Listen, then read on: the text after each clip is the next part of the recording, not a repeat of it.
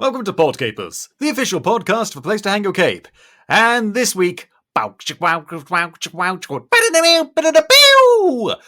about Batman Soul of the Dragon. Cue the music!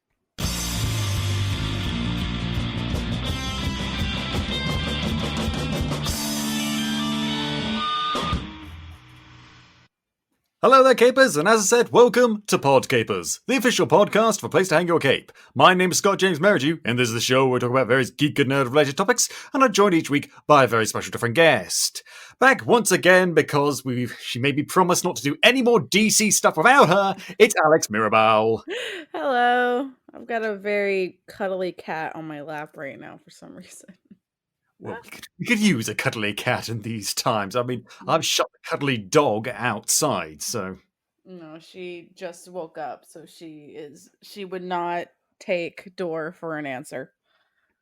What do you mean, duh? I think I find all this is my domain, human. Mm-hmm. This is her room, not my room. Oh, God. But at least we've got something like Batman Soul of the Dragon to distract us. Distract us by just how... I mean, it's there. It's there. It's there. Because here's the thing. I am not a Batman fan, but I am kind of a 1970s whoosher exploitation-esque film fan. I like all the classic Bruce Lee stuff. There's a lot of really cool movies out there. I mean, I played Sleeping Dogs a lot back in the day when it was out. And it has that similar sort of vibe. And it's something that I think gets overlooked a bit in terms of, looking back on film history. I mean, it has its fans. Look at you, Tarantino. Don't think I don't see you. But, I mean, is it something that you're particularly interested in, Alex?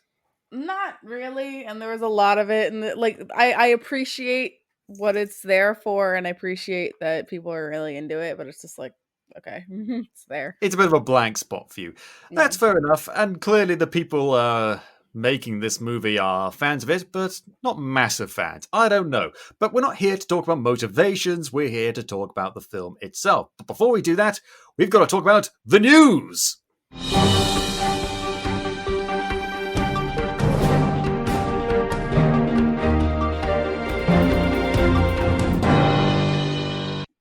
Okay, a lot of news to get through right now, First of all, the news that everyone is talking about. Reddit does something positive for once by taking down a bunch of hedge fund managers that are trying to short stocks on GameStop. Have you been keeping up with this, Alex? Oh, yeah. It's been a lot of fun watching the shit hit the fan. It was a lot of fun until it suddenly wasn't, because recently, basically, all these sleazy hedge fund managers, who, by the way, caused the, huge housing market crash of like the late 2000s, these sort of people, they basically went and told on Reddit, there's a Reddit of people of, small-time investors who managed to up the price of GameStop stock, try saying that 5 times fast, and basically told them, oh, we didn't know that, they could use the invisible hand of the market against us. Now we're losing money and only other people can lose money. And so now apps like Robinhood are stopping people from making investments and stuff.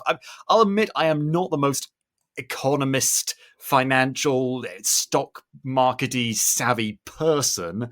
I had to really concentrate while watching Adam McKay's movie The Big Short, which I highly recommend everyone should watch. But there's a lot of stuff that goes over my head, but what I understand is this.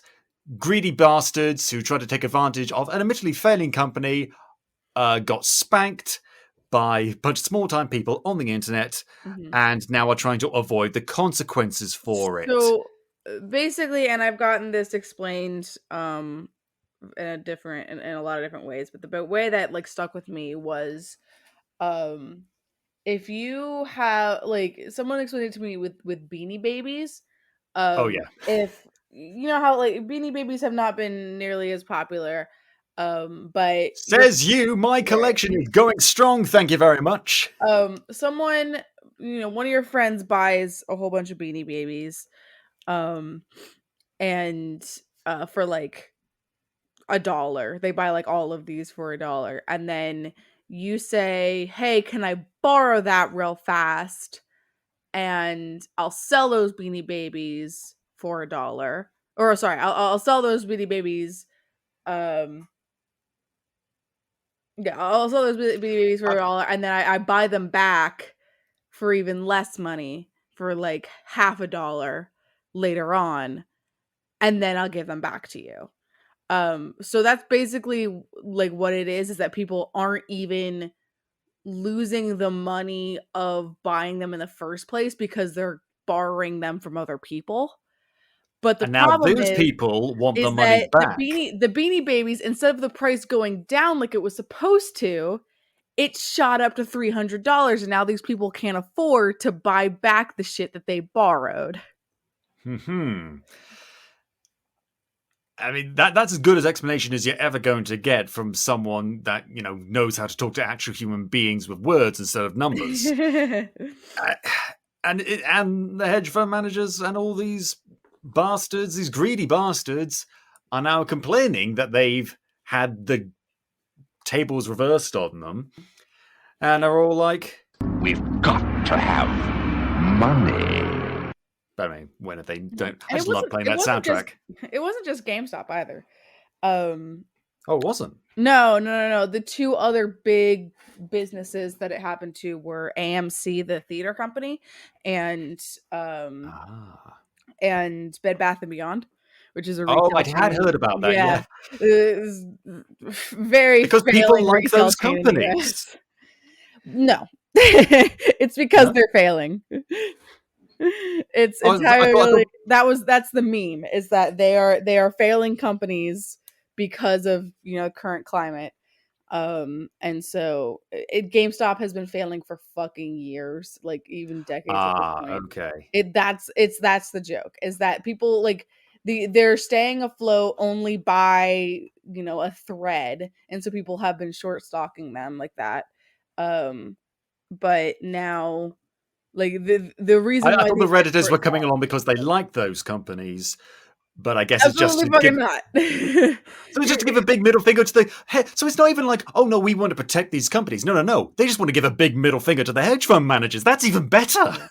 You think people who enjoy Elon Musk give a single shit about Bed Bath and Beyond? Like, okay, look, full disclosure, I refuse to have an opinion about Elon Musk. I leave that to other people. He is off of my headspace radar. I just do not give a shit either way. If it does something horrible, obviously that is wrong and bad. But and if it does something good, cool, fine. I refuse to have an opinion about one man this much. I can't. Okay, I am to capacity with opinions on certain individuals. Elon Musk, wait your turn. So that's been going on. I'm sure you didn't come here to hear all about that. You've heard about it before. Something you might be wanting to hear from us is that there is a new trailer for Raya and the Last Dragon dropped. And did you see this new trailer? No, I have no idea what this is. Okay, so there's this new animated Disney movie coming out called Raya? I can't remember how it's pronounced. And the Last Dragon. It's like a Southeast Asian Legend of Korra, Okay. but she's got to unite the clans because everyone is divided. I see you, Disney, with your piss poor social commentary. Don't think I don't see you. But it might make up for it because the first trailer had a really cool song and she was riding along on a giant armadillo bug creature that was really cool and also cute. And it's like, okay, this could be something. Then this new trailer drops and it seems like not terrible, but very much more in the Disney mold, which I could have seen coming a million miles away. But something that some people have latched onto is one of the antagonists. I don't know if it's the antagonist or just one of many antagonists. Don't even know this character's name. But one of the antagonists who stands in opposition to Rhea has been commented on oh, this character, is she... she's got the short haircut and apparently really nice shoulders. And so everyone with one single voice said, "Oh my." And it basically said, this character's gay, isn't she? Oh, well, that's not happening, but sure. Yeah, of course not. Of course, I mean, they can claim her as gay, and in fairness, I can see why. But Disney's not gonna do that. I've been telling people for years they're not gonna fucking do that. I wish they would, but they won't. So enjoy simping over the not even properly queer coded character Raya and the Last Dragon fans. I hope it all turns out well for you. And speaking of simping over female characters, Resident Evil 8 was sort of overshadowed. Oh, I knew you would. I knew you would. I love her. If not the Raya character, then certainly this character. So I don't even know this character's name. Like Lady Yeah, it's Lady Lady Demetriouso. Something like that. I know her as 8-foot tall, big-titted vampire lady. Actually, her height was confirmed by Resident Evil last night, and she's 9'6". Oh, I'm sorry, 9'6", big-titted vampire lady. My apologies. She's. I love her. People are losing their fucking minds. She is amazing.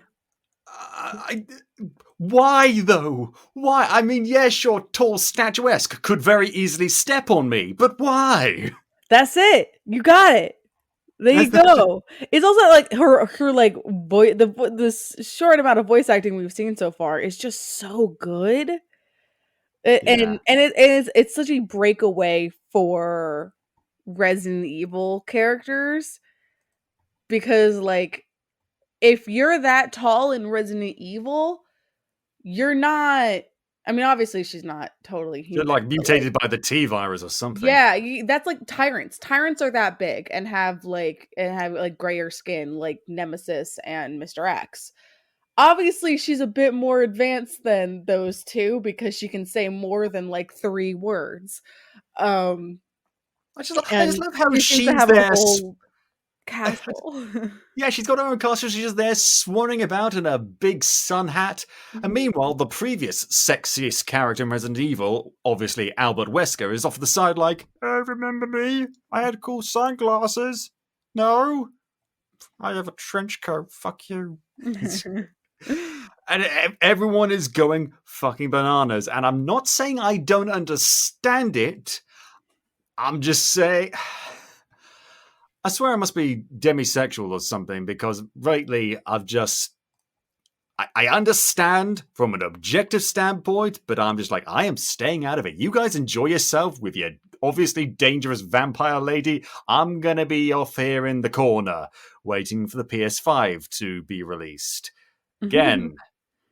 And it's not taken up by scalpers. My parents got me Spider-Man Miles Morales for Christmas. I still haven't been able to fucking play it. Oh, no. Yeah, I'm not buying a PS5 for a while.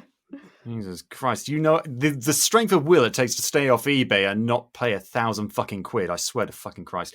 Anyway, moving on. Disney Plus has 2 big announcements. One, apparently, they're going to ban under 7-year-olds from watching... racist movies like Peter Pan, Dumbo, and The Aristocrats on Disney Plus. Now, I've got on 2 minds of this. On the one hand, censorship is never okay. On the other hand, I don't want kids to watch those fucking racist movies. Yeah, okay? I don't think anyone gives a like censorship, but for 7-year-olds, who gives a fuck? Like, yeah, people are apparently some people do. Some people constantly. That's the point. They're 7 years old. Yes, thank you. Some people apparently are not happy about it. I judge these people to be morons, racist, and people are just like, "Oh yeah, it was racist," but it's like it's Disney. It's part of film history. Yeah, okay, but you need to qualify that. Like, I honestly would have been fine with them just sticking a big notice at the beginning of the movie saying this was made at a certain time. It was racist then. It's racist now. Racism still exists now, and that's why. Like, exactly, Looney Tunes, Tom and Jerry. This isn't just Disney. This is all a whole bunch of things, okay? I don't want anyone watching a Speedy Gonzales movie without seeing that sign or something like it. And they should keep doing that, but I completely understand why the ban under certain accounts, because some Disney Plus accounts are just kid-based, because apparently 7-year-olds are given charge of the remote. No. Okay, so there, when you log into Disney Plus, the profiles, you can make a kid's profile. Okay. So like there's profiles for like each person in the household who's watching or whatever, and then there's a kid's profile. Same thing with Netflix. Netflix has a Netflix Kids. Oh, thing. okay. Yeah. Okay, well, in any case, if you have a kid's profile, then you're not allowed to watch those kind of movies, which I think is good, because, I mean, if I was a little kid, even not understanding the full implications of certain racist depictions, I wouldn't want to see that, and if I was a parent, I wouldn't want my kids to watch that. I kind of question my parents' parenting abilities, considering the fact that they let me watch that when I was a kid. Right. This is like, even people who are pissed off, this is literally the easiest like workaround in the fucking world. Just switch fucking profiles. If you really want your kid to watch this, just switch to your profile. Yeah. It's not that hard. It's not even like a log in, log out situation. There's literally a button that's like switch account or switch profiles. All right, switch to mom's profile. Now you can fucking watch The Mandalorian. Like, hey kids, want to see Din Djarin shoot a bunch of people in the face? Yay! yeah, I'm sure Mandalorian is also blocked from the kids shit. Like, it's not hard. Because certain things are not appropriate for kids. And Exactly. and this is coming from me, a guy who says that actually kids can handle a lot more stuff than we give them credit for. But not this stuff. We don't need to place adults' bullshit, i.e. racism, onto kids. You know, because kids learn to be racist from adults. Okay, that's not something that's innate and inborn as part of them being human. It's not. Mm-hmm. But another bit of Disney Plus news, which is also mildly positive, is that Ryan Coogler, the director and helmer of Black Panther, who is still going to be doing the sequel movie, his production company, Proximity Media, has been working with Disney Plus, apparently. They just announced to develop a TV series for Disney Plus, focusing on Wakanda. I'm excited. Cool. Great. Yeah. I think that might be a workaround to not actually do Black Panther 3, because you want to avoid the fact that oh god, what's her name? My brain just died. The girl who plays Shuri is transphobic and Letitia an Wright? anti-vaxxer. Yeah. So what's going on with that? Because she's transphobic and an anti-vaxxer. Well, she's transphobic too? Oh, fuck her. Yeah. No, she's awful.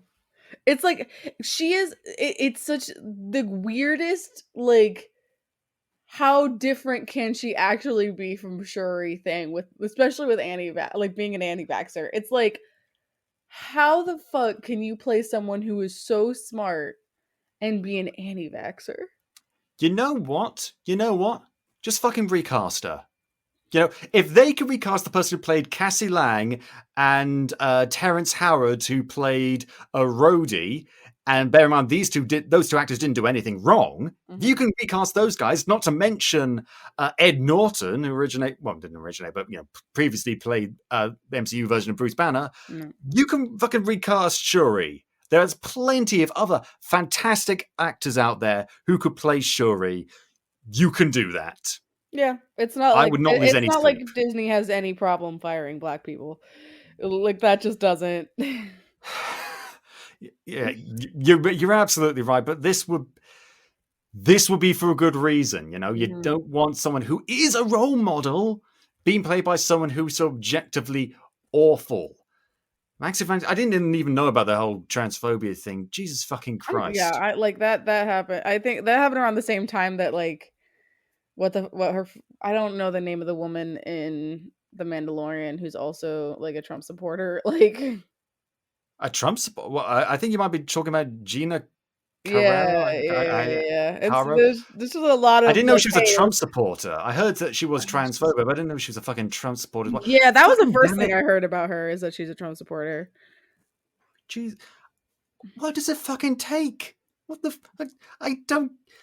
Murdering. We're not going to talk about that stuff, because that's a whole separate discussion. We could do a whole fucking episode on that. I really don't understand. Like, on the one hand, it's good.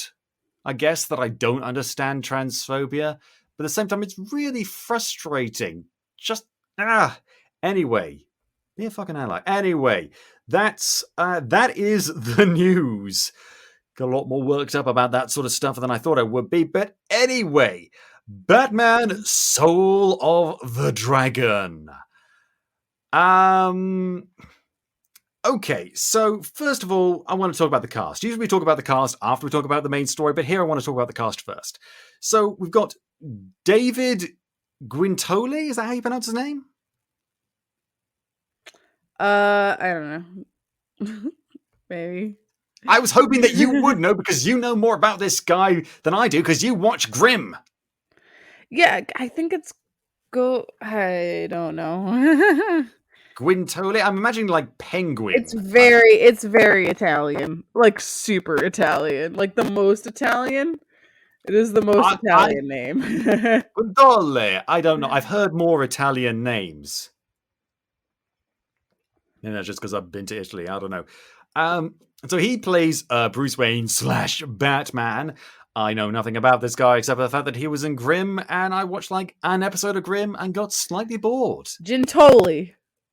Gintoli. Okay. Gintoli, according to Google. Thank you, Gintoli. Google. Get that fucking U out of there, David. What are you doing with it if you're not going to use it? You can't be like the French, just leaving letters out for no goddamn reason.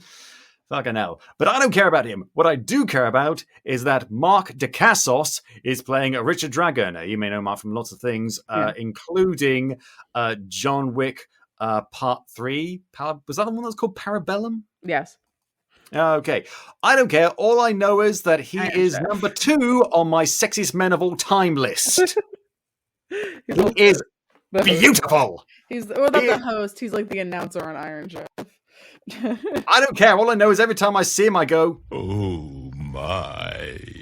Because yeah, he's not only a very good actor, in my opinion, but he's very good in this. I wasn't sure, like, his voice acting, I don't know if he's done anything. Very good. And Richard Dragon's usually white. Usually, kind of, he's a redhead white guy.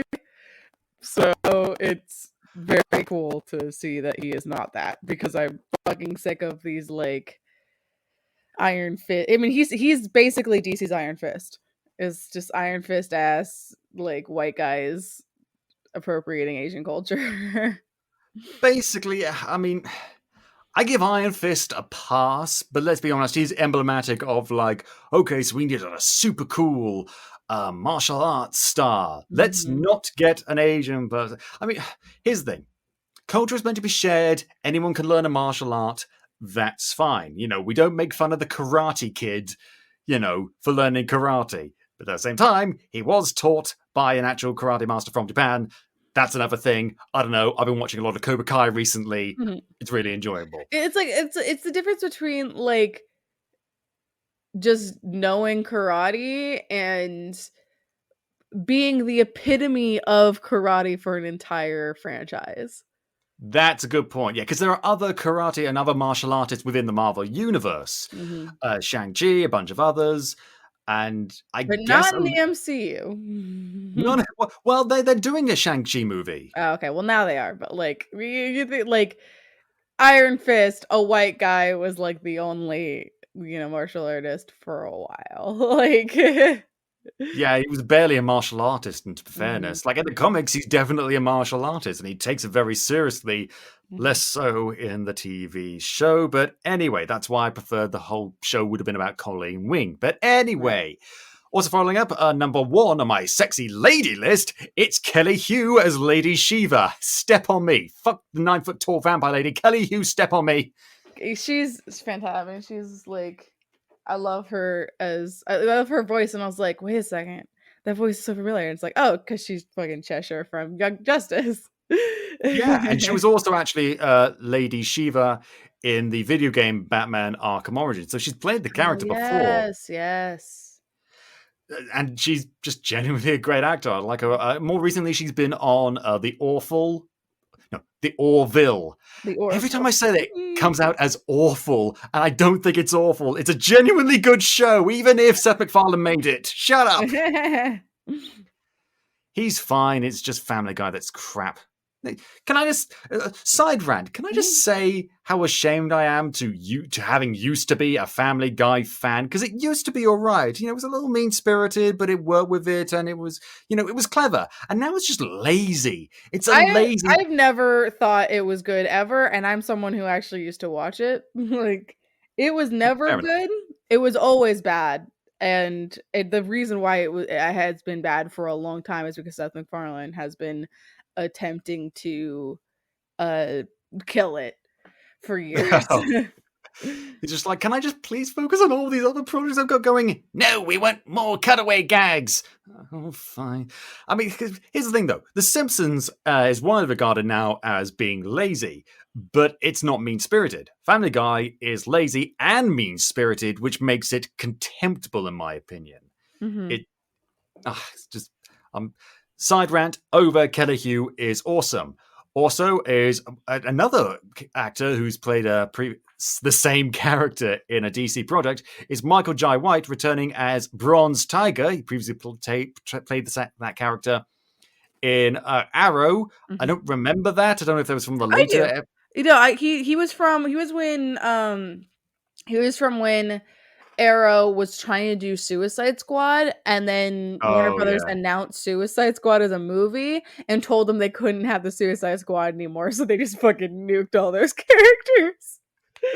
But I think actually he was done better in Arrow than he was here. I mean, I'll take your word for it. I kind of liked it here, but the problem is, which we're going to get into, is that there's a lot of shared focus that actually doesn't actually work on any level. But anyway. This movie so fucking hard veers into angry black man trope. It is rough, especially when the script is written by a white guy. It's like, it's so hard to watch him in the flashback scenes, which is most of the scenes that he's in. I mean, there's tongue in cheek, and then there's burrowing the tongue through the cheek, and it's shooting out the mouth and hitting someone in the face. Yeah, it's so bad. And it's like it's something that like I think was actually part of his character in the comics, but you don't need that. Arrow got away with that not being one of his main character traits. Same with, I think he's in he's been in a bunch of animated movie.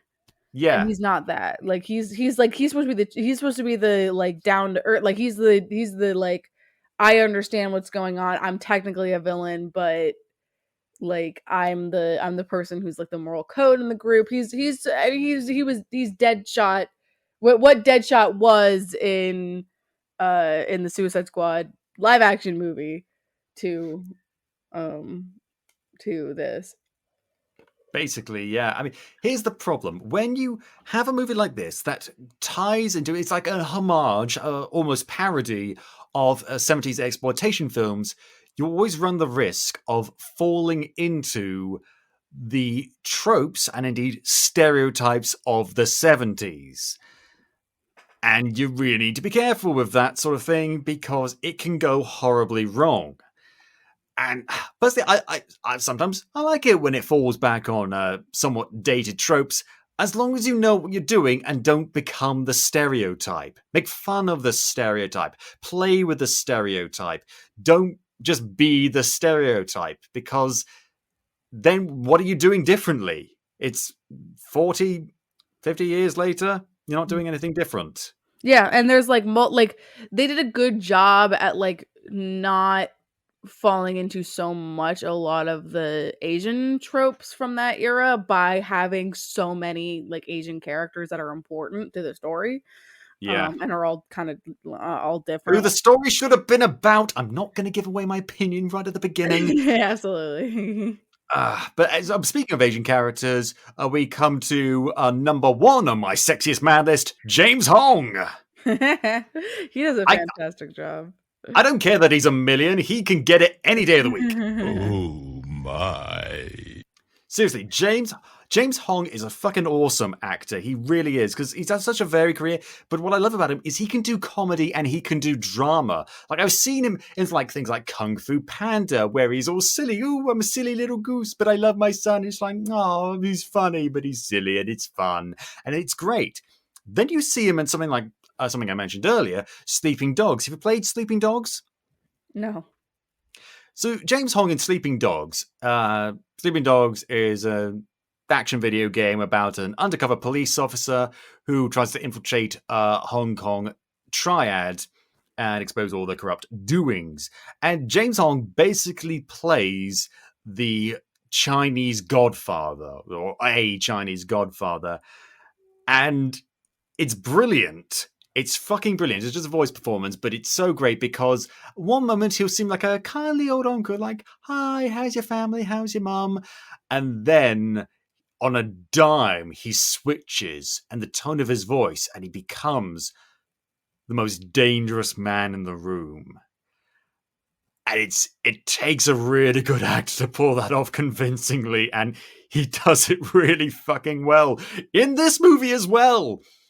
He plays O Sensei, which is a fucking difficult name to really wrap your mind around. Again, it dates back to, because like I said, a lot of these characters first originated in DC's comics in the 70s, back when Bruce Lee and all these other martial art movies were becoming really popular. And superhero comics basically for a little while rode the wave of whatever the popular trend was. So back in the 40s and 30s, all the superheroes were actually noir detectives. In the 70s, a lot of the superheroes were martial artists. It's just what I did. And so that's why you got characters like Iron Fist, yes, and Shang-Chi, and Richard Dragon, the ginger martial artist. Actually, the very early on in the movie, Richard runs into a bouncer. That is what Richard Dragon usually looks like, is that bouncer. And I think that's the joke. And then you got characters like O Sensei, and who calls themselves O Sensei is what I'm getting at. I don't understand. O Sensei. You know what it sounds like? For another fucking time. Oh my. Instead of oh my, it's like, oh Sensei. I don't get it. Am I missing something? It's just an old comics name. I mean, like the very minor side character Rip, his fucking like name in the comics is Judo Master. Like, he's not. None of this is subtle. I'm just imagining Austin Powers saying judo chop, and that's just this entire character. Basically. Also, Rip Jagger. No, stop that. No. Anyway. Another Asian character that sadly does not get enough screen time, I'm going to find out why later on, is Jade Nguyen, played by Jamie Chung. Jade Nguyen. She's only credited as Jade, so technically she might not be Jade Nguyen, but I guess maybe some sources say that she is Jade Nguyen, aka Cheshire. But I love Jamie Chung with all my heart. Jamie Chung's great. Jamie Chung deserves a much better career than she's gone. She hasn't done terribly, but she was my first like. She was in my first real instant of like real heartbreak of queer baiting. In Once Upon a Time, and not really queer because she played Mulan, and she was canonically a lesbian, and she actually like asked out Sleeping Beauty, or she was about to like ask her out. Like, so there was a whole character arc where they traveled together to go find her prince or whatever, and then someone was like, hey, you should go tell her how you actually feel, and then she goes and she tells her, and she's like, I'm pregnant, we're getting married, and she's like, cool, and then you don't see her for like 4 seasons, and everyone was pissed. It's like, you just fucking ended our character arc with a breakup? Like, that's not cool.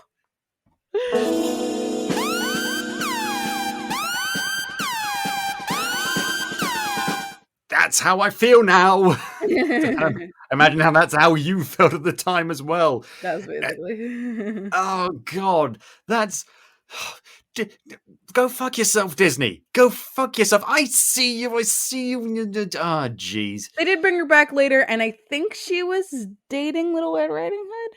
I know Little Red Riding Hood was gay eventually, but they did bring her back eventually. But it was a while. I like that I have a job where someone can unironically say, and then Mulan started dating Little Red Riding Hood. Like, it's a bad show. I tried. You know what? More than any other Disney property, I tried with that show. I watched the whole of the first season, a couple of episodes into the second season. I'm just like, oh, wait a minute. I don't care. I was really into it because it had a similar vibe as Lost, which was one of the creators of Lost, made that show. And it was like it's a pretty, like, it's interesting in concept, and they do a lot of really interesting things with it. And it's just kind of, after a while, it starts being a hey, this new thing came out, just put them in it, and it's not very interesting. Now get out there and make me some goddamn money. Yeah, there was a whole 3-season arc that was just Frozen, a sequel to Frozen. And they shoved the Wicked Witch of the West in there at some point, apparently. Yes, there was a Wizard of Oz arc. There was a... Because Disney owns that, technically. Yeah, there's a Camelot arc. There was... Where I ended was right before the arc where they tried to do, there was a just classic literature characters. Because I think Jekyll and Hyde was going to be a main character of that. I know Frankenstein was the main character. Yeah, was there two Jafars? Am I remembering that wrong? Yeah, yes. Okay, so this is totally off topic. There was a Jafar in the spin-off Once Upon a Time in Wonderland, which was Alice in Wonderland, and there was only one character that ever crossed over from that, and I think it was who was supposed to be the March Hare because they didn't have a Mad Hatter. And he was one season and then gone. And then, but actually Once Upon a Time in Wonderland, the first half of it is fucking garbage. The second half is actually pretty interesting. But that was a combination of Alice in Wonderland and Aladdin, because one of the main villains was Jafar and Alice's boyfriend was the genie. And I thought he was played by fucking Moff Gideon actor Giancarlo Esposito. He was later when he joined. When they decided that they were going to do Aladdin in the main show, they decided to just fucking get rid of all of the shit that they had in Once Upon a Time in Wonderland and just make a new Jafar, who was Giancarlo Esposito, I think. But that no. He wasn't the new Jafar. He was the old genie who then became the magic mirror. That was from the beginning of the show. That was something totally different. I don't think he was the genie ever, or maybe they retconned him into being the genie later. But there were 3 genies, but they were all actually, I'm pretty sure, played by Middle Eastern guys. So this is the kind of wacky time wasting nonsense I've been missing. Moving the fuck on. Yeah, it's so off topic. Hey, if I can do it, you can do it. We've got to get back to Batman Soul of the Dragon, directed by Sam Liu, who I swear this is just what he does. Just every 6 months or so, he farts out a DC animated movie. I'm not complaining. I'm just saying, I think that's just all he does. Yeah, you know what? The DC animated movies are just they pop up a lot and they just happen, and you're like, okay, that exists. Yeah, this is something I'm going to spend an hour and a half if I'm lucky, or an hour and 20 minutes if I'm unlucky, of my life on, and then I'm just going to move the fuck on, and that's fine. Not every film needs to blow your mind. Not every film needs to have massive staying power. They can just be enjoyment in the moment, and exactly. That's okay. Question is, well, of course, whether or not you enjoy it in the moment or not. So we begin in, I guess we learn later, the south of France. Okay. Fully, and this is someone who has watched a lot of Young Justice, it was Keystone. They just fucking reused the Keystone art and then put it, and then changed some things around about locations and what's on the mountain, because that was just fucking Keystone. It kind of looks like it, yeah. It's like, put a few palm trees in there. It's the south of France. Yeah. And we open with Richard Dragon, who is not Ginger. And Richard Dragon is basically like this globe-trotting super spy. Yeah. You might be wondering, why the fuck am I watching a Batman movie instead of a movie about a globe-trotting martial artist who's also a super spy?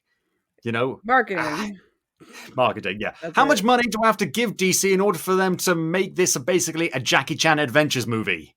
Yeah, I mean they fully like it is completely a like the only reason Batman's in this movie is because they have to put Batman in the title.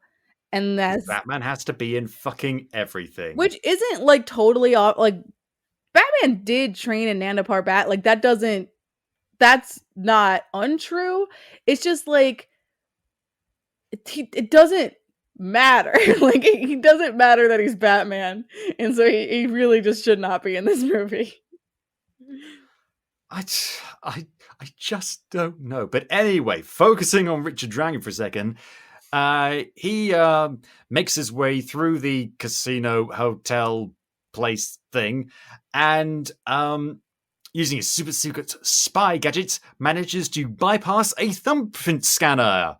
Despite the fact that this takes place in the 1970s. Did they have that kind of technology? According to James Bond, it did. Yeah, but James Bond has as much in common with reality as I do with Elon Musk, bringing him back. Just Okay. like we don't use James Bond as a benchmark for reality. Okay, no one could sleep with that many people and not either have a stern talking to from HR or multiple STDs. Right, but this is also the universe with a snake man. So You make a valid point. Anyway, he bypasses the thumbprint scanner and goes and takes a bunch of papers out of a safe and takes photos with his little spy camera thing until he discovers that one of the photos is a picture of a massive gate. Oh no! But then he's beset upon by some thugs, and this is not the best animation in the world, but it does an okay job of the fight scenes, I thought. it's I mean it is Bruce Timm. Like Bruce Timm is I think the lead animator on this, or at least was a consulting animator on this. But at least that's all the news I saw whenever I looked up this movie was like Bruce Timm joins. But the animation style is very like 2000s Scooby-Doo mixed with Bruce Timm.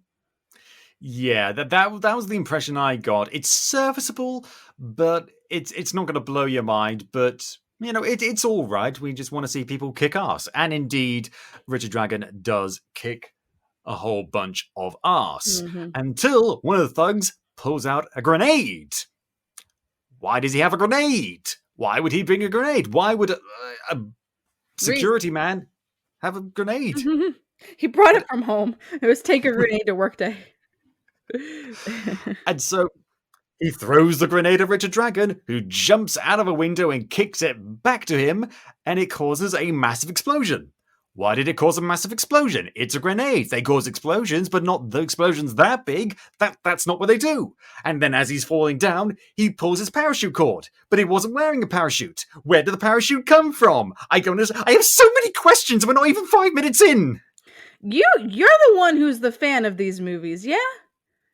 Yeah, but not when they defy logic. Like, I like the aesthetic, you know. I like the classic music, the classic cinematography. I like seeing Bruce Lee fucking kill Chuck Norris in the Colosseum at Rome. That's what I like. I don't Okay. think those movies were ever really known for their realism. Well, actually, they kind of were, because a lot of the martial artists did their own stunts. Yeah, but like the realism of the situation, not the realism of like the actual fighting. Like, I guess, okay, yeah, fine, but I've got to pick apart this movie somehow, Alex.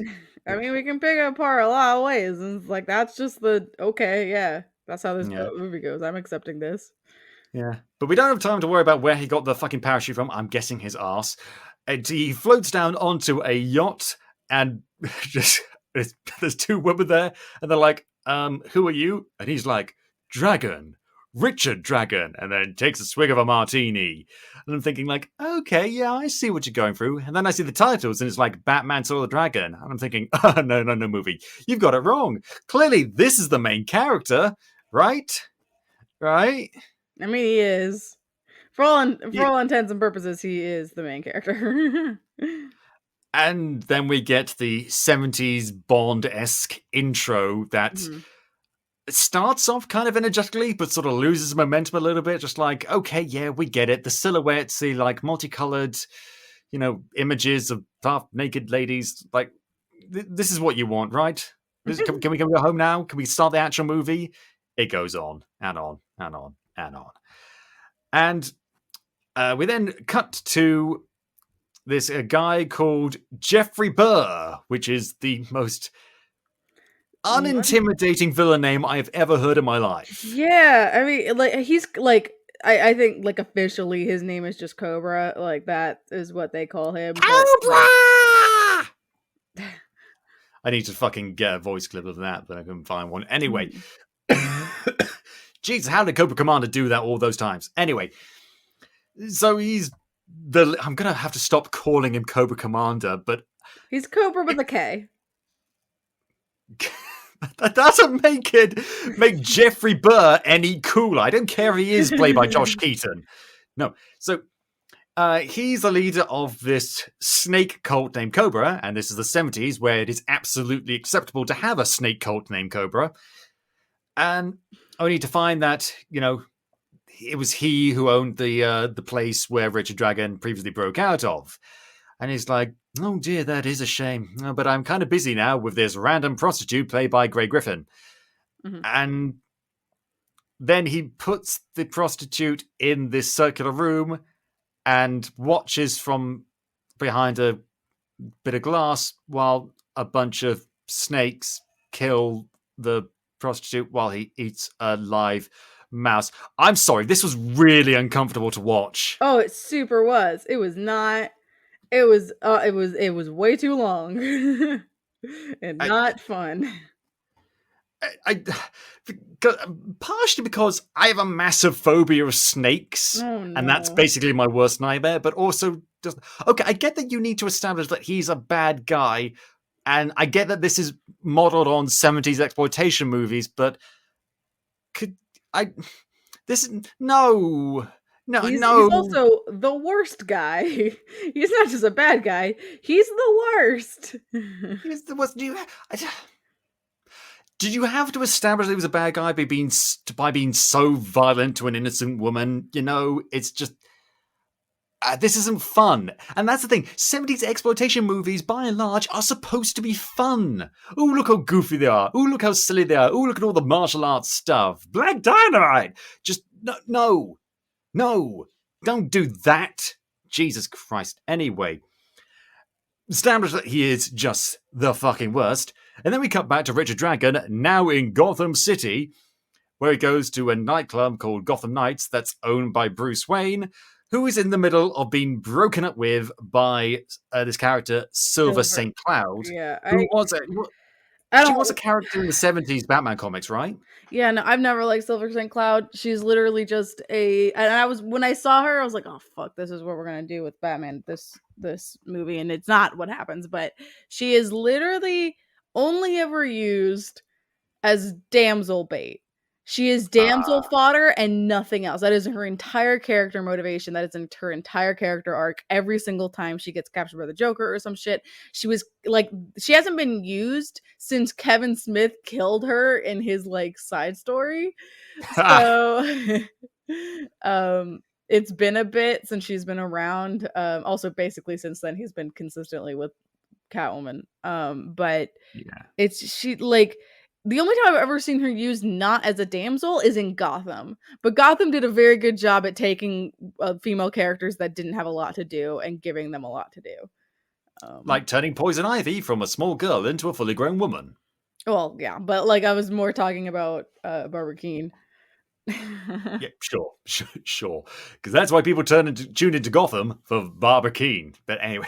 Yes, actually. Okay, fine.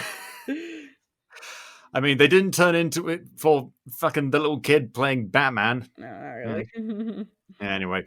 And so she basically breaks up and says, like, Bruce, there's something that you're hiding from me, and I don't want you to anymore. And he's like, I can't. Well, screw you then. Bye. And I'm just here thinking, Batman's greatest boner. I wanted to use that clip. I'm not apologizing. No. Anyway, so Richard Jack comes up to him and says, hey, Bruce, remember old times? Yeah, it's been a while. Then he throws an ice pick out of him, and that transitions into Bruce scaling a mountain to Nanda Parbat. As you mentioned earlier, that's a place where Bruce Wayne canonically trained when he was globetrotting in order to figure out how to be the Batman. It's just like this big monastery thing in the Himalayas, and he's greeted by O-Sensei, and he basically takes him a little tour of the place, including all of his students. Richard Dragon, who has apparently been there always. Rip Jagger, who was in the military but needs to find a bit of peace in his life. Jade, who's asks a lot of questions. And this is the thing I like about O-Sensei. It's like you think, oh, okay, so they're going to make him the stereotypical, Yoda, Mr. Miyagi character, but, without anything fun about him, without any real character depth. No, he makes a bunch of jokes and is shown to be actually quite human. I really like that. And he's like very forgiving. It's really interesting.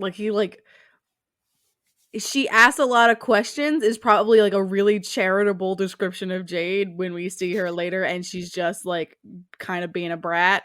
So like makes my head hurt. And then we're introduced to Ben Turner, aka Bronze Tiger, who's learning to control his anger, as evidenced by him smashing in half a Wing Chun practice dummy. Yeah, this is the part where, like you say, it's really hard because it leads heavily into the angry black man. I mean, I'd be fine with it if we were ever given a reason for his anger. Like directly, oh, why is he angry? Oh, because of this reason.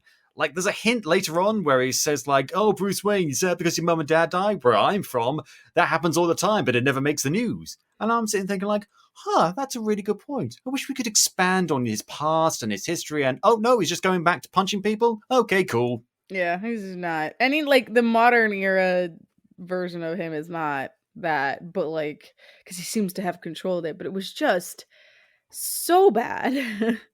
I mean, and for this flashback thing is spread out over the course of the movie, but for the entirety of it, he's basically, he gonna get it! He's that. Yeah. That. It's not good enough, unfortunately, especially when there's other characters that do get a lot of backstory. Well, I say they get a lot of backstory, and there's basically Batman, and I guess a little bit Richard Dragon, but... Right. Yeah, we get nothing about Shiva, and she's like the third main character of this movie. Yeah, because so we're interested in Shiva, and she's like, and O-Sensei is like, oh, she's my best student. She's full of focus, grit, and determination, and she's a fucking badass. She like slices through a bunch of bamboo sticks and then bows to O-Sensei, and behind her the sticks sort of collapse, like all dramatically and stuff. That's cool, but this movie is full of Lady Shiva doing cool shit.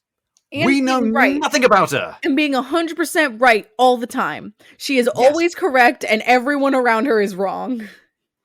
She's always correct. She's always badass. She's the most effective fighter out of all of them, but arguably she's the one we know the least about.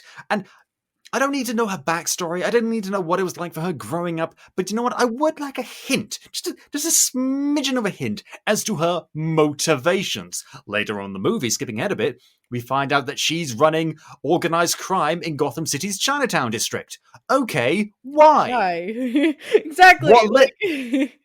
What led her from attending a monastery with O-Sensei to doing this? And we get reasons why the other characters did what they ended up doing, but not her. And beyond, he's training them he's training them to be like good people and like be heroes. So why did she decide specifically to do crime? I'd like to know. I'd like to know, but the movie is not forthcoming. Maybe if they got Batman out of the way, there would have been more time for them to actually, expand on that. Mm-hmm. That would have been fun. Anyway, it then cuts back to Gotham Knights, the club, where so the club and Batman and Richard Dragon are attacked by what can only be described as Mortal Kombat rejects. Yeah, I think they're called like the Axel Gang or something like that. I think they're just like the Axe Gang. Oh, the Axe Gang, yeah. Because they have axes, which it does tie in a bit into like triad lore, because there were Chinese gangs who kill people not with guns or knives or anything like that, but like with hatchets. Right. So that is a thing. So it does tie into something, I guess. But they're dressed like Raiden and Sub-Zero, and I don't know why. Like Aesthetic. Pointless aesthetic. Anyway, so Richard Dragon and Bruce Wayne, he's not in his Batman gear, try and take them all down, but then Batman turns off the lights, gets on his Batman gear, and then takes him out as Batman. And this leads me to a very weird thing about this movie. Batman spends like 3/4 of the movie out of costume. There's no fucking point. If they want, like, he is literally the most useless character in this movie. He has no point of being here except for shuttling Richard Dragon around to find, like Richard Dragon could find Shiva on his own. He doesn't fucking need Bruce Wayne. Like, it's just, there's no fucking point. There's no point. No point to Batman. That's really dumb. But he's so cool! But that's so dumb! No, not even that. He's not that cool. That's really dumb. But he's so cool! Damn it, I pressed it again twice. Sorry. Like, David does a fantastic job. Like, I'm not saying that, like, he's a it's not his Batman. fault. He's actually a pretty good, like, I like his voice with Bruce Wayne. He doesn't do anything. No, he's just there. He's literally just there. And I remember us talking about Batman and the Ninja Turtles. Remember how present he was in that, but he didn't take time away from the Ninja Turtles? He shared it with everyone and they all contributed equally. Yeah. And it was a really fun, fulfilling experience for everyone. It's like a lot of these animated movies, like, they do a really good job with ensemble casts because they spend a lot of time, even if, like, Batman's in it. Like, even if Batman's in it, he doesn't take up too much space. This movie felt like they didn't have time for anyone else, but they also kind of didn't have time for Batman. So why would you do a Batman movie if you don't have time for Batman? Either ditch some of the characters and make time for Batman, or ditch Batman and make time for some of the other characters. It's so weird. I mean, I guess, like, this movie, like, none of these characters I think are big enough to support their own movie. Shiva is the only person that I could think maybe could, but so I understand why they felt like they needed to include him, but they could have, like, this is obviously a different universe, a different world, because the club is what he was referring to his father's business. Like, the Waynes have never really owned a club before in comics. So this is a different world. Like, he doesn't have to be Batman. He could just be Bruce Wayne that also trained with them. I guess. I don't know. I don't know.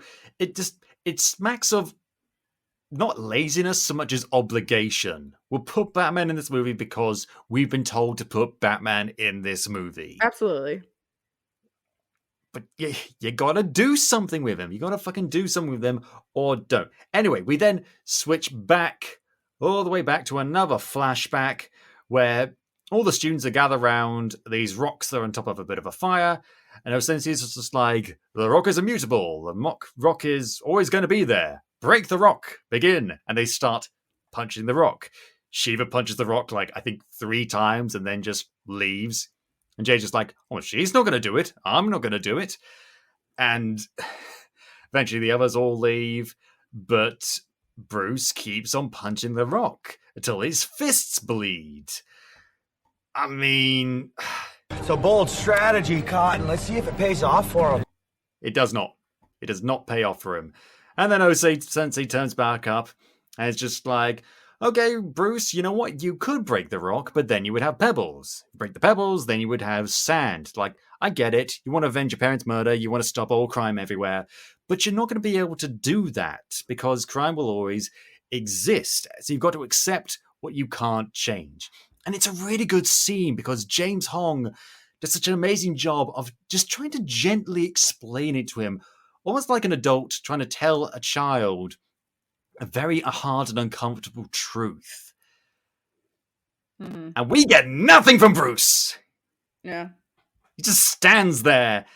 And it should be Bruce's scene. Him trying to reconcile the pain of losing his parents with, him as an adult and wanting to fight crime. Instead, it's admittedly a good scene with James Hong teaching him a valuable life lesson. And as soon as he leaves, he goes back to punching the rock. And it's like, what are we meant to take away from that? That he's stupid? Or that he will never give up? I don't know. And how long can he punch a rock with handbrakes? It's so he doesn't need to be here.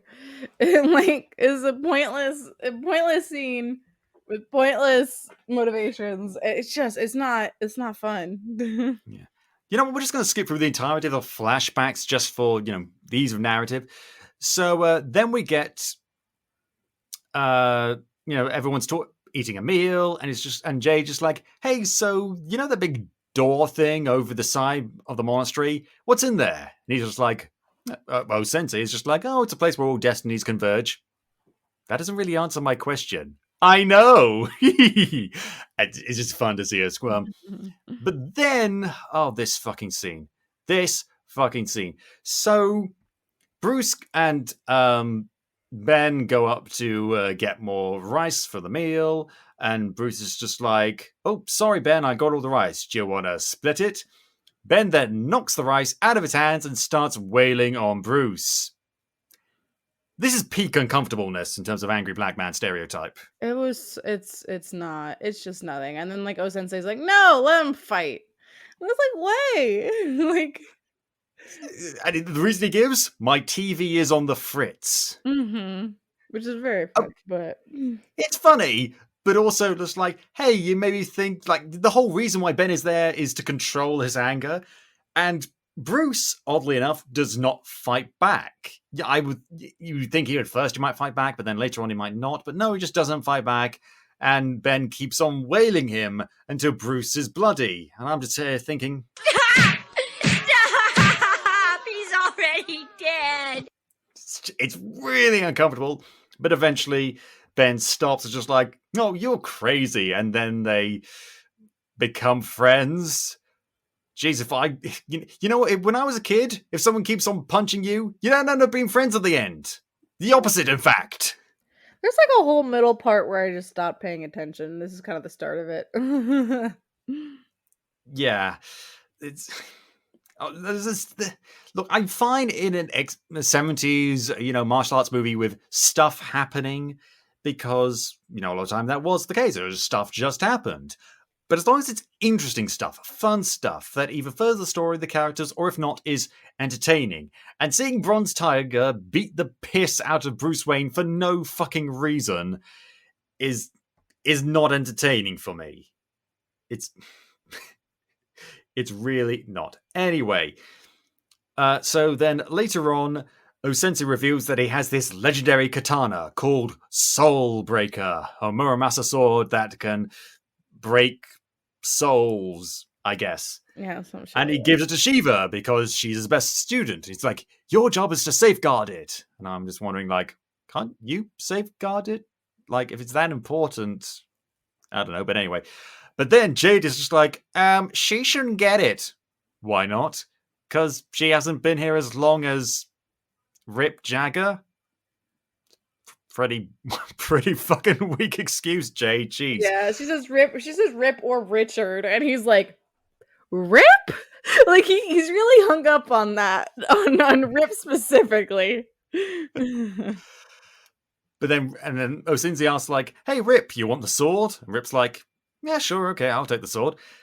And it's like, okay, cool, you just gotta fight Shiva. Oh, and by the way, Shiva, you can only use one finger.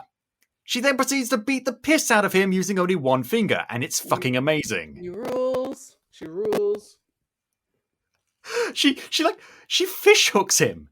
She fixes him. We get like a close-up shot of her finger going in her mouth and in his mouth. Sorry. And on the one hand, Gross. on the other hand, fucking awesome. Yep. She rules. And she even like almost breaks his throat with one finger. How does she not break that finger? I'll tell you why. Because she's Kelly fucking Hugh and she's awesome.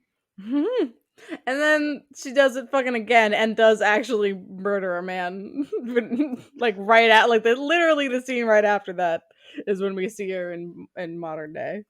With her fingers. It's She's not even like the whole hand. With her fingers. Just like stick it in there like you would stick your finger inside a pudding to see if it's warm in the middle. It's amazing. Anyway, having a hard time deciding if this movie is for kids or not. It's not for kids. Not really. They actually do like some censoring of things, but not a lot. Not a lot. And so what happens after that? Oh, so they're all in bed one night when suddenly Jade and Rip go missing, and they hear a scream outside. Oh yeah, that first children flashbacks, but yeah. Yeah. Well, I just want to get all the flashbacks out of the way. Yeah, might as well. And so they rush into the secret door they're not supposed to go in, and they find that Jade's dead. Fuck, she was actually kind of an interesting character. And Rip killed her using Soulbreaker. I guess it killed her soul. Oh knows. And it's just like, the reason why I did this is because there's a god behind this door, a big snake god. And seeing as snakes are awesome, I guess, I'm going to use this soul sacrifice to open the doors and become a new servant for this god that will rule the world. Take me, O Lord. I await your loving him. Oh, shit! And he's dead because he gets eaten by fucking snake men. Which is very fun. I mean, what did you think was going to happen? Just, he opens the doors and... Lord Nelson's trousers, it's a Yeti. No! Snakes! Bad! Who likes snakes? I know there's a lot in fiction, there's a lot of snake cults and shit like that. People are like, ooh, we're evil, therefore snakes. But who likes snakes? Really? Oh, you can call them danger noodles as much as you like. They're fucking evil bastards. Yep. I don't like snakes. Sorry. Yeah, the snake creatures fucking suck. I'm not a religious man, but read the Bible. Literally, first chapter, evil snake. What does that tell you? So they all fight these massive snake men, and it looks like they might just turn the tide, but it turns out in order to close the doors, you need a sacrifice. And so O Sensei walks in the door and is just like, take care of the sword for me, kids. Don't fuck up. And Richard Dragon's like, no, we had a connection, even though we didn't spend a lot of time on screen together. And I'm crying now. Would like to have known the reason why. They hadn't taken up all the screen time with Batman. He's getting really tired of this. Anyway. Yep. So, Jade's dead. Rib Jagger's dead. O Sensei's dead. And so they all go their separate ways. Thus ends the flashback scene. And after they've been back in the future, they're attacked by the Mortal Kombat rejects, blah, blah, blah, blah, blah. But then they realized, oh God, they're going after the gate. You know what we need? We need Shiva. Yeah, she'll do most of the heavy lifting for us. They go to Chinatown. There's a big fighting ring. One Australian guy, who's Australian for some reason, I don't know, cheats during the fight. Shiva's just like, well, I'm not going to tolerate that. I'm going to go down there and kick your ass. And he's like, yeah, sure you will, Sheila. Oh, shit. And then he's immediately has his ass kicked and then finger deaf, like we mentioned earlier. Mm-hmm. And while they're distracted by all this, snake cult people steal the sword. Good job, Shiva. You had one job. Yeah. She had one job, but she couldn't do it. But she has a fucking badass chain scene after that. Oh, jeez. This scene. So we get a great an okay car chase scene in the Batmobile, which is the Batmobile, but looks less like the Batmobile might know. It's just like a black sports car. And so they're in chase with this guy, long German name. What was it? Schlagenfaust? Schlagenfaust? Yeah, he's not a I couldn't find him anywhere. I looked. I could only find Felix Faust, who is not this guy. No, I don't know who this guy is, but anyway, he's got the sword, and so they're running off with it. But then, you know what? Shiva's just like, you know what? Screw this shit. I've had enough. She ejector seats out of the Batmobile, lands on one of the bad guy's motorcycles, kills him, takes one of his katanas, and then starts lopping off heads on the freeway. Hell yeah. Hell yeah. And it's important to point out that at this point on, I'd say 2/3 of all the action scenes are just Shiva being Shiva. She rules. She's just so awesome. And yeah, the movie should have been about her. Like, maybe have Richard Dragon as the main character, but also include her. Maybe like she goes places where he won't in terms of like the lopping off of heads. I don't know. That's another thing. Batman does not question the fact that she kills a bunch of people in this. Like, I don't know. Like, I know different interpretations of Batman have different stances on whether or not he kills. And I guess in this one, he's fine with other people killing. He's just there. He has no fucking character. There's no character. He's got nothing. His character is childhood trauma. That's it. And don't get me wrong, that could be very effective at helping establish a character, but you've got to take it a step further. I don't even think that's a character trait of his. That's just something people say happened to him, and then he's like, That's it. I was traumatized as a child, and that's me. And that's what about it. And so we continue this chase scene. It's really awesome. But then a helicopter comes along with a giant magnet that gets the main bad guy's car, takes it up the sky, and he waves goodbye to them shittily. And I'm just sitting there thinking, I enjoy your eventual painful death. I'm looking forward to that. And so, oh god, so they realize, okay, we're going to need even more help because I guess Batman, Lady Shiva, and a super spy isn't enough.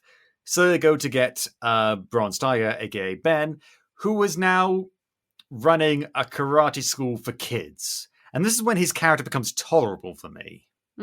Yeah, no, he modern day Bronze Tiger rules. Yeah, because this kid runs out of the dojo and he's like crying because he can't do it very well, and he goes off and gives him a standard but still pretty awesome, inspirational speech about sticking with it, and it's pretty cool. And the other guys turn up and just like, hey, we need your help. And he's like, sure, I'll just completely close up my place of business and just go around the world with you. I am in the middle of a karate lesson, but I'm going to get my coat and we're literally going to go right now, even though there's a kid inside waiting for me. I imagine that kid is still waiting for him. Yeah, his parents haven't come pick him up. Sensei Ben, where are you? I'm cold. Wolf howls in the distance, even though it's in the middle of a city. I don't know. And so it's then revealed that Ben actually spent a lot of time in the intervening years tracking down the Cobra Cult. He literally went around the world kicking ass, taking names, and shutting down the Cobra Cult one by one. In fact, they're the one that gave him the name Bronze Tiger. And again, I'm just sitting here thinking, why isn't that the movie? Yeah, also, what timeline? Hello? Yeah. Yeah, okay, because at the end of his quest to destroy the Cobra Cult, he finds Jeffrey Burr as a young boy. And he's like, I couldn't do it. I couldn't kill a kid, even if he did have weird fucking Voldemort eyes. So I left him. I guess you didn't think to maybe take the kid with you or whatever, but that's fine. But here's the thing. In the present day, Jeffrey Burr is grown up. He looks like he's in his late 20s, early 30s. Yeah, he does actually look like he's in his 30s, which is incredible. And so I'm just thinking, I've got to stop using the phrase, I'm just sitting here thinking, but that's literally what I was doing with this movie. I was sitting there, not paying attention to the movie, but actually thinking about it. How long has it been since all the stuff that went down with O Sensei? Because apparently 20 years. Because as I understood it, Batman sort of did his globetrotting thing in his early 20s and sort of became Batman at around his like 25-ish, and most late stage Batman stories that sort of doing like the modern Batman as opposed to the early Batman have him in his early 30s at most. So he's been Batman for about like 8 years, definitely no more than 10. That does not track here because he looks like he's in his early 30s in this movie, but he couldn't be because if he was in his early 20s when he went with O Sensei, or was he secretly 16? Yeah, it doesn't make any goddamn sense. Like, that timeline makes just literally no sense. And I was like, wait a second, that kid? Wait. I thought like this, like when they revealed that kid, I was like, okay, hold on. So there's another kid that they're trying to, no, this is actually the guy. Okay. Interesting. And again, going back to what I was saying earlier, why didn't Ben take the kid with him, saying, "Don't worry, kid, I'm going to get you out of this evil snake cult," and not? He was like, he's a kid, a kidnapped kid. Okay, well, I'm going home. Yeah, I'm not going to kill a kid, but I mean, it is his specialty, leaving kids alone. Apparently, yeah, just abandoning children for no reason. I don't get it. I guess that's his thing. Don't kink shame me! I'm not going to apologize. I'm not going to apologize. Anyway, so they all team up and they get on a plane and they're basically like saying, okay, they've gone to this island that we know for some reason. They got the sword and we're going to go down there and we're going to kick their asses. And she was just like, I say we just fly right into the middle of them and kick all their asses. Matt was like, no, there's underground catacombs and stuff, and we can go through them until they eventually. Location. Is there multiple gates? Because I thought the point was that there was only one gate, and it was in Nanda Parbat, and then suddenly now there's a gate in a totally different location than Nanda Parbat. I guess they moved the gate. I think the impression is that the gate is, it's just these big doors, but you can move the doors anywhere and then open the portal anywhere as long as they're intact, I guess. Would like to see how they fucking got it out of Nanda Parbat. Like... Yeah, you know what? Fair enough. Me too, because they just have it on this random island place. Mm-hmm. And in fairness, a lot of 70s exploitation films do take place in random island places. But a little scene of them, you're like... the classic sort of helicopter scene where they're winching it along on a bunch of different helicopters. No, just gonna. It's just now randomly in a completely different part of Asia. Mm-hmm. Just, fucking hell. Anyway, so even though that looked like Mayan, like a Mayan pyramid. For me, it looked a bit more Southeast Asian. Okay, yeah, I can see that. I could be wrong. I believe it or not, I'm not an architect. I don't know. I can't identify places purely on, just the architecture. Well, maybe some European places, but not Asian or Central American places. Anyway, so even though they end up eventually just going in the middle of a snake cult and just breaking and kicking all their asses right in the middle of them, they feel the need to stretch out the movie a little bit by having them sneak through the catacombs, where they're confronted by Mr. German name. I don't know. And it's revealed that actually his arms are snakes, which is the silliest fucking thing I have ever seen in my life. Yep. Yeah, he changed his hands into snakes. It's very funny. I'm just thinking like, okay, so he's a slightly more menacing version of Mr. Tickle. I really like, okay, snakes, yes, inherently threatening, and they cut one of the snake arms off and it does like a Disney Hercules and forms its own separate entity.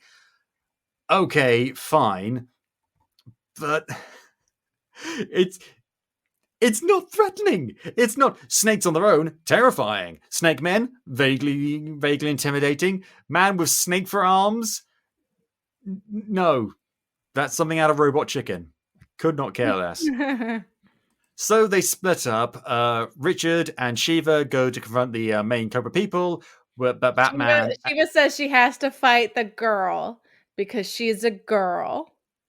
Oh, no. She doesn't say she has to fight her because she's a girl. She has to fight this other character, Lady Eve, who's like the female henchwoman, simply because she gave her a bad look.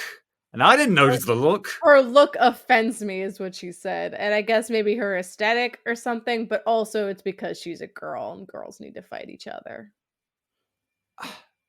And that's less of a trope from the 70s as it is just a annoying trope from all of Hollywood. And I'm sick of it. It's so bad. It's annoying. It's like, it's rude. I don't need it. I don't care.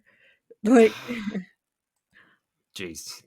And then there's also, okay, so there's this other hench person called King Snake, aka Sir Edmund Dorrance. Yep. And I'm sitting there thinking like, it's actually British in the comics too, so he's kind of a dweeb. Yeah, and he talks like a fucking dweeb as well. Mm-hmm. I am Sir Edmund Torrance, and I will defeat you, rapscallion, even though I'm wearing a blindfold. It's that sort of tone. And I'm just thinking, what is this guy's backstory? How does a fucking posh Brit end up working for a Cobra Cult to be a martial arts master? Just please. Yep. Please give me an answer. We don't get it. And initially, the fight between him and Richard Dragon is pretty cool because he can block all his moves because he, has Daredevil powers. But then Richard Dragon throws a bunch of pebbles his way to distract him and ends up beating him that way. And actually, as I say that out loud, that doesn't sound cool at all. That sounds really fucking stupid. It's a lot of wasted opportunities here. Oh, God. And then, so Lady Shiva defeats Lady Eve as well. And in fairness, the way she defeats her is really, really cool. She says, like, I am a weapon. And then she breaks Lady Eve's sword with one hand. 'Cause she rules. Honey, you've got a big storm coming. It's really, really fucking cool. Mm-hmm. Meanwhile, Batman... We mentioned that Shiva said that he should have killed the child. Shiva was like, yeah, you should have killed him. You should have murked him. And they were like, what? He's a child. And she's like, yeah, Hitler was a child too. Whatever. I'd kill him. I'd kill baby Hitler. Fuck you.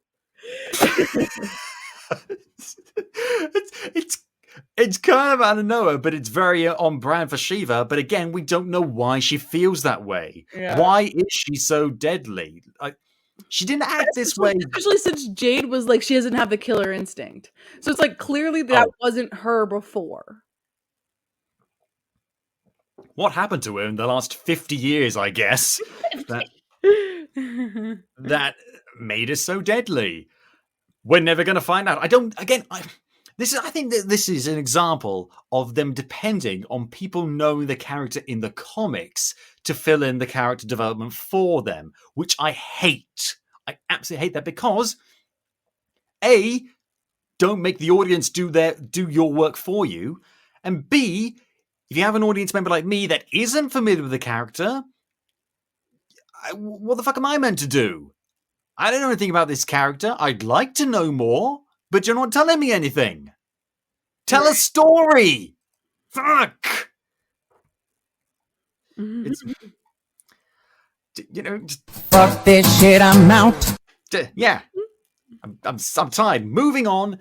Batman and Bronze Tiger fight Mr. Tickle. I refuse to call him by his real name. It's Mr. Tickle now, and don't seem to be getting anywhere. But then Batman brings out some mace, and it seems like Batman genuinely thinks some mace would actually be able to stop him.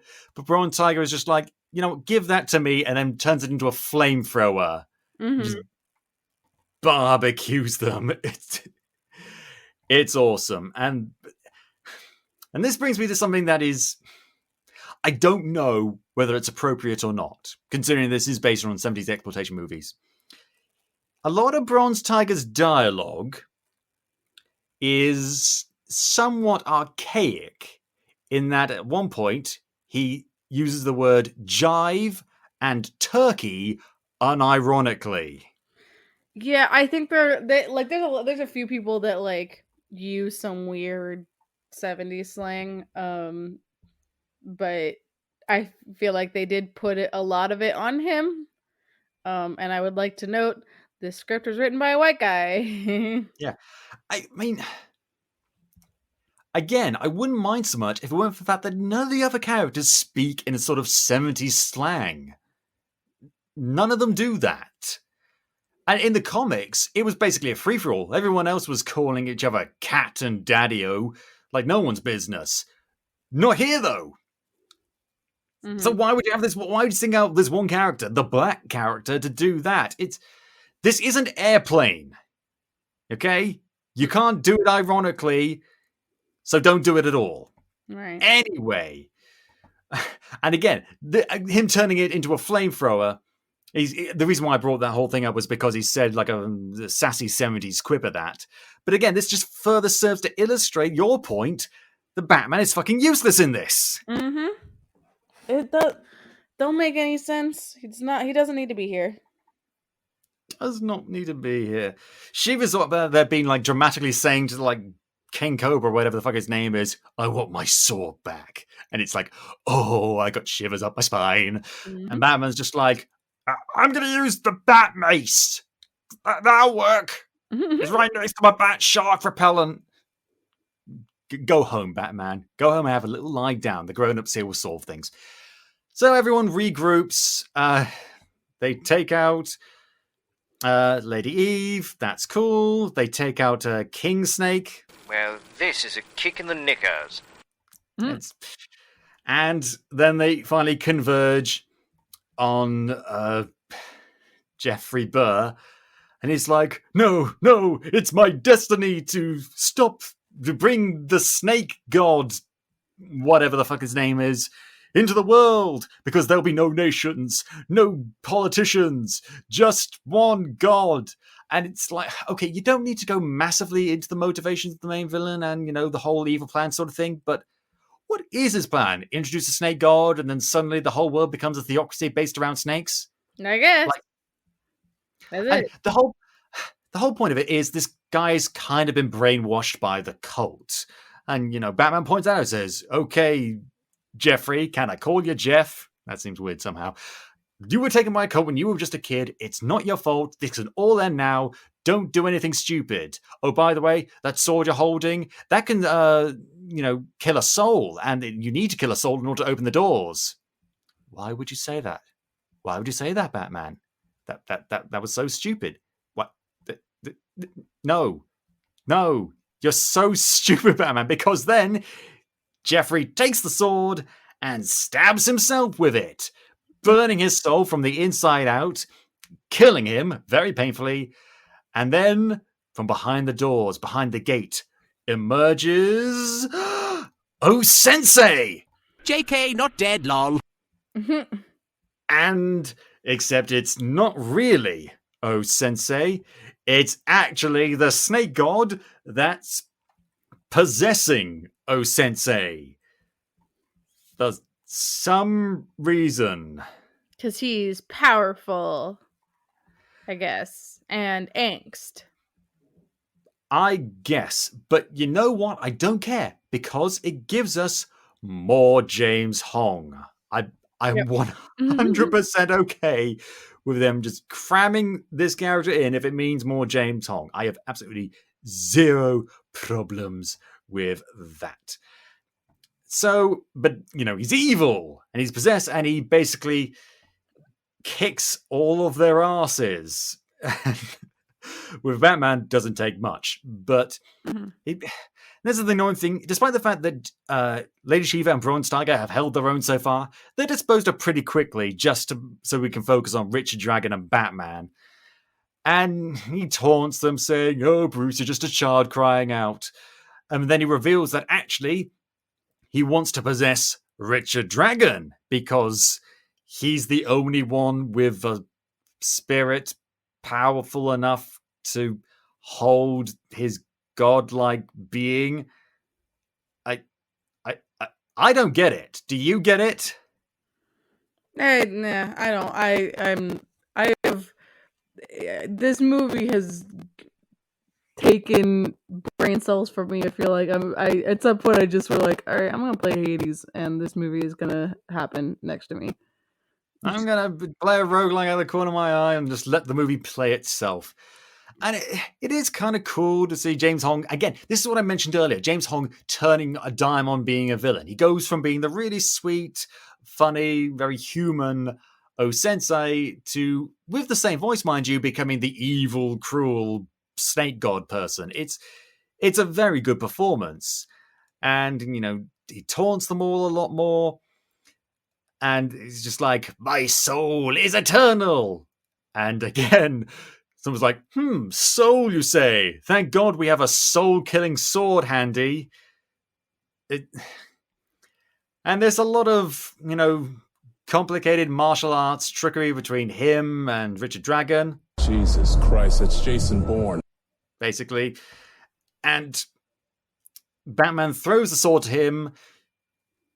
That's the one good thing he does in this movie. The one good thing. Hands the sword to someone else. And Richard manages to eventually stab him with Soulbreaker, killing him, I guess. But oh no, O-Sensei's body is left behind, and he's now dying. And the other two characters get up magically, just like, oh hey, we're no longer concussed. Good for us. Yeah, and they all now. They all hold hands as O-Sensei dies, and it's a little sad. Not a lot sad. They had closure that they weren't able to get before. They kind of were going off the thing that he died already, so they were kind of already there emotionally, but they didn't get to say goodbye. Now they get to say goodbye. It's satisfying. I'm satisfied with that. But the gate is still open, and it takes a soul sacrifice to close it again. So they all argue about who's going to sacrifice themselves. And I'm not going to lie, it would have been funny if at least one of them had said, fuck no, I'm not sacrificing myself, you do it. I kind of wanted that to be Shiva. Yeah. Richard Dragon's like, I will sacrifice myself. Bronze Tiger's like, no, I will sacrifice myself. And then Shiva's like, cool, I'm fine with that. Yeah, do it. Okay. I've got shit to do. I've got a criminal empire to run. Goodbye. But then, whilst they're all arguing, Batman has already walked through with the sword. I'm okay with that. Bye, Batman. But but no, because they're all noble and shit, the three good characters walk in with him. Mm-hmm. And that's when the movie ends, with a bunch of mystic demons approaching them where they're about to fight, and I guess they're presumably trapped there. I don't know. I assume sequel bait where they find a way to get out, because I guess fuck O-Sensei. O-Sensei couldn't figure out a way to get out. But these guys can. I mean, it's so kind of out of nowhere. Just like, okay, so this is how we're ending the movie on, with these characters definitively trapped in this place. I mean, it's kind of like ending your movie with throw out your hands, stick out your tush, hands on your hips, give them a push. Okay, sure. Why though? Why would you do that? And that ends the movie. And I'd say it does what it says on the tin, but what it says on the tin is fun 70s exploitation homage with cool characters, and that's not really what we got. It's just like serviceable. It's like okay. Yeah, it's a movie that you can watch out of the corner of your eye while you play a video game. It's not Batman and the Ninja Turtles, which is what I kind of wanted it to be. That movie sort of ruined these sort of Warner Brothers animation, straight to DVD, straight to streaming movies for me, because it set a high standard of sheer balls to the wall fun and excitement that they've never really been able to match since. Yeah, I mean, like, I don't think it's there are so many DC animated movies that it's impossible to be like, these are the good ones and these are the bad ones, because it's like it's so fucking many of them. It's like hit or miss. You throw a dart at a board, be like, I'm gonna watch this one, this seems interesting, and then sometimes it lives up to that, sometimes it doesn't. It is like there's one like every year, you know, sometimes even 2 or 3. So it's like it don't matter. It like, if you don't like this one, there's probably another one you probably would really like. Like, that's how it is with these movies. Yeah, I guess it's not really worth getting worked up about, even though we did. It's just, again, the stereotyping is not fun. The lack of characterization and character development is not fun. I almost feel like that's too much of a weight to put on this movie's shoulders, but you know what? Fuck you, actually, it kind of is. If you had just trimmed a little bit of the fat, put a little bit more focus in, there's no reason why we couldn't have had nothing major, nothing amazing, just perfectly satisfying character development that would have made the movie just a bit more fun. Just explore these characters a bit more rather than just saying, here they are. Here are these characters. Because you know who does that? Fucking live-action Suicide Squad movie. Yeah. Bring that back. And I wasn't expecting much out of this movie, but it couldn't deliver even that. It doesn't. I don't think it's good. Here's the thing. Here's the question I want to ask you, Alex. Who's this movie for? People who are really into the, like, you know, the martial arts aspect of DC, which isn't a lot of people, I don't think. I have one friend who's like really into it, and I maybe suggest this to him, but that's it. I'm into, you know, martial arts movies, you know, as a subgenre. There's not enough of that here for me to really get invested. Yeah, that's true. It's like even if it was like the martial arts side of DC getting to shine, it isn't really. Like, they just kind of pulled a lot of weird characters. Because Nana Parbat is not like it's a known location in DC because it's run by the League of Assassins. Like, that's where they live. That's their headquarters. So, like, I wondered where I'd heard it, because I'd heard the name Nana Parbat before, but I couldn't remember from what DC property, and now I remember. Yeah. And so I guess they moved in after O Sensei died. Yeah, but then, like, did they even try to stop Cobra, or are they just like, yeah, go ahead, take our door, we don't give a shit? Like, you know what? It's free real estate. Who cares? And so, yeah, this movie is kind of disappointing, but let's focus on the positives. Perfectly serviceable animation. You know, it's not slacking by any means, and possibly one of the best voice cast that's been in DC in a while. Yeah. You don't sound convinced. I don't know. I'm not, like, again, hit or miss. I guess, I mean, it's nothing amazing, but I just really like Mark Dacascos, Kelly Hu, Michael Jai White, and James Hong, and Jamie Chung, and I guess Josh Keaton as well. I think that, like, that's consistent. Like, casting is always fucking A+ in these movies. It's just it comes down to the writing and the directing. Yeah, and this feels like a movie that was made by people who were told, okay, make a 70s martial art exploitation Batman movie, but just didn't really know how to do it. Like, they heard about those kind of movies from other people. So it's like if you squirt a little bit of lemon inside a big glass of water. It'll taste of lemon, but if you really want to taste lemon, you might as well just eat a lemon. That's a very bad analogy. I do apologize. Right, yeah. Anyway, and so, yeah, that's basically where we can leave it. A serviceable, but ultimately underwhelming martial arts action DC movie. I am sure Shang-Chi and the Ten Rings will be infinitely better, as long as they don't fuck it up like they did Iron Fist. Hope springs eternal. But anyway, I think on that note, we're going to end the show. Thank you very much, Alex, for joining me today. Yeah, no problem. And if you enjoy the show, Keepers, please tell your friends, shout it from the rooftops. And if you haven't already, go back and listen to some of our other super episodes, like all the other times we talked about DC animated movies, like the Ninja Turtle one. Please go and listen to that one, then see the movie. It's awesome. Then you can listen to the show on iTunes, Podbean, YouTube, Spotify, Amazon Music, or at podcapers.com. If you want to get in touch with us, suggest show topics, or maybe come on the show yourself, you can find us on Facebook, You can find us on Facebook, Twitter, and Instagram at AP2HYC. Thank you very much to Dan Harris for our logo, the lovely microphone, the red and blue 3D glasses. Those are mine. And thank you for listening. This has been Podcapers, the official podcast for a place to hang your cape. Cue the music!